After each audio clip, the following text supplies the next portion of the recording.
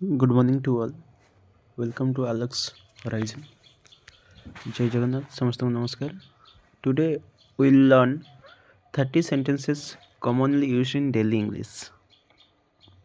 ତ ଆଜି ଆମେ approximately 30 sentences ପଢ଼ିବା ଯେଉଁଟାକି commonly ଆମେ daily English ଭାବରେ ୟୁଜ୍ କରୁଛୁ.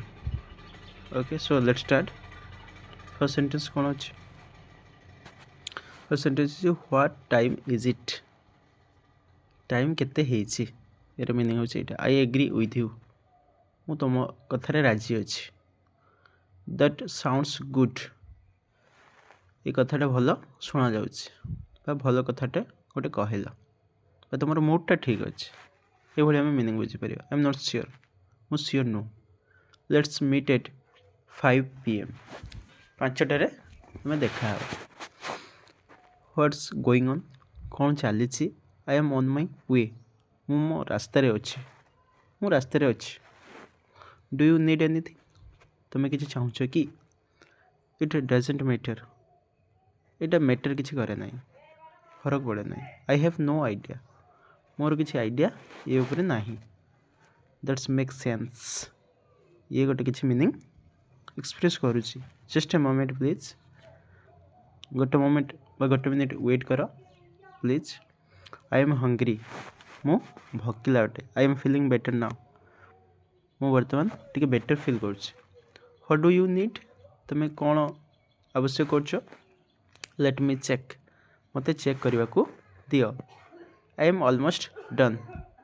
ମୁଁ ଅଲରେଡ଼ି ମୋର ସରିଯାଇଛି ବା ମୁଁ ପୁରା ବିରକ୍ତ ହେଇଗଲିଣି. ଦୁଇଟା ସେନ୍ସରେ ଆମେ ୟୁଜ୍ କରିପାରିବା. ମୋର କାମ ସରିଯାଇଛି ବା ମୁଁ ପୁରା ବିରକ୍ତ ହେଇଗଲିଣି ଏଇଥିରେ. Let's start.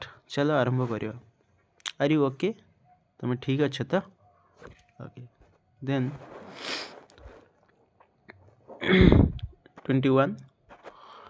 21 କ'ଣ କହୁଛି? କ୍ୟାନ୍ ୟୁ ହିୟର୍ ମି? ତୁମେ ମୋତେ ଶୁଣିପାରୁଛ କି?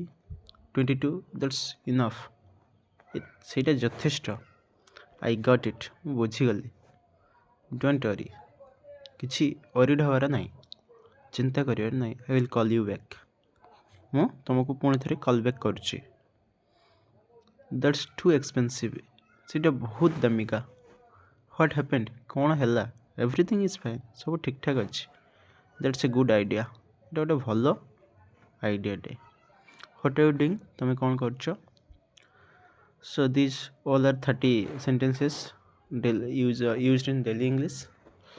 I hope ସମସ୍ତେ ବୁଝିପାରିଥିବେ. Thank you. See you in next video. Take care. Bye.